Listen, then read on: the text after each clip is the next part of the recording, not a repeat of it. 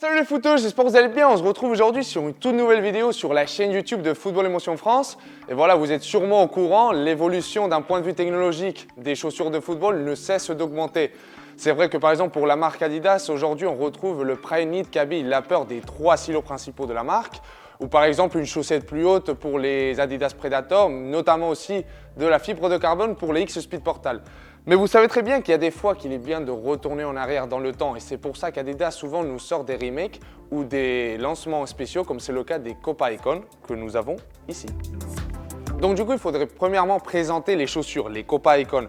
Voilà, est-ce qu'il s'agit d'un remake?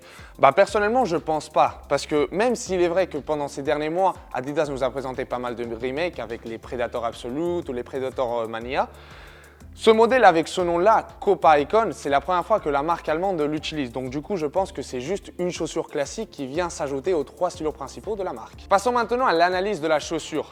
Voilà, on retrouve un upper complet en cuir naturel. Voilà, une matière qui, pour les chaussures classiques, est la plus préconisée. Pourquoi? Parce que d'un point de vue de l'élasticité et de l'adaptabilité à notre pied, voilà, cette chaussure va s'adapter à la perfection de notre pied au fur et à mesure des semaines d'entraînement. Par contre, petit conseil que je vous donne si vous voulez choisir et vous voulez acheter cette chaussure sur notre site web.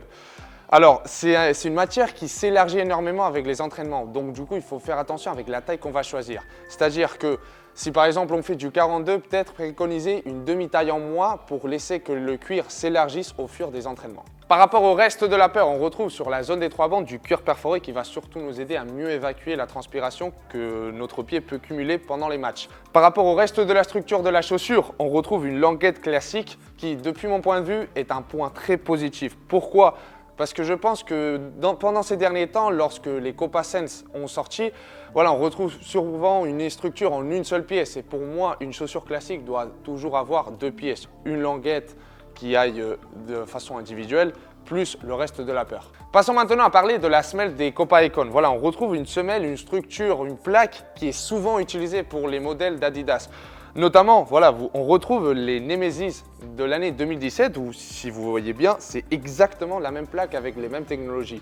Nous retrouvons sur la zone de la voûte plantaire, voilà, la technologie Torsion Frame qui en fait va avoir ces 2 barres stabilisantes qui vont, comme son nom l'indique, nous donner plus de stabilité lorsque nous allons changer de direction. Mais du coup, la question qu'on va se poser, ça va être forcément est-ce que c'est une plaque classique en accord avec le reste de la chaussure? Écoutez les footeux, lorsque les Nemesis sont sortis en 2017, voilà, c'est pas du tout une chaussure classique. C'est vrai que c'était une chaussure de plus de contrôle pour des joueurs qui sont agiles, qui sont souvent rapides.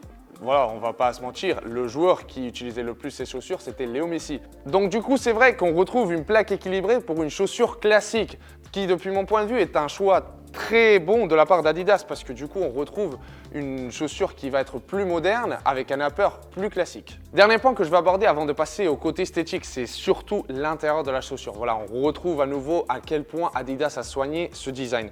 On retrouve un intérieur du pied qui est super doux, super confortable et qui depuis la première utilisation de la chaussure va s'adapter et va nous aider à avoir un plus grand confort. C'est dommage que je ne puisse pas vous transmettre à travers la caméra ce qu'on ressent lorsqu'on introduit le pied à l'intérieur de la chaussure, mais vraiment, si vous avez la chance de pouvoir la tester, voilà, vous allez vraiment sentir depuis le premier moment, depuis la première minute, un vrai confort lorsque vous allez toucher le ballon avec cette chaussure. Finalement les footeux, d'un point de vue esthétique de la chaussure, on retrouve une combinaison de couleurs qui est souvent utilisée par la marque allemande. Voilà, on retrouve un upper complet en blanc avec les détails en doré qui, depuis mon point de vue, font un mélange très intéressant.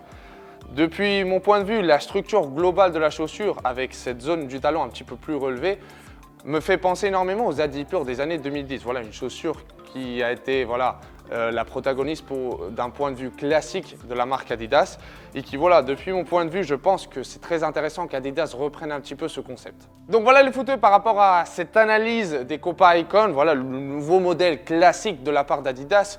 Laissez-moi en commentaire si vous pensez que, voilà, à partir de ce moment-là, la marque Adidas va lancer de plus en plus d'éditions de la Copa Icon. Je vais être très attentif dans vos commentaires et on se retrouve sur une prochaine vidéo.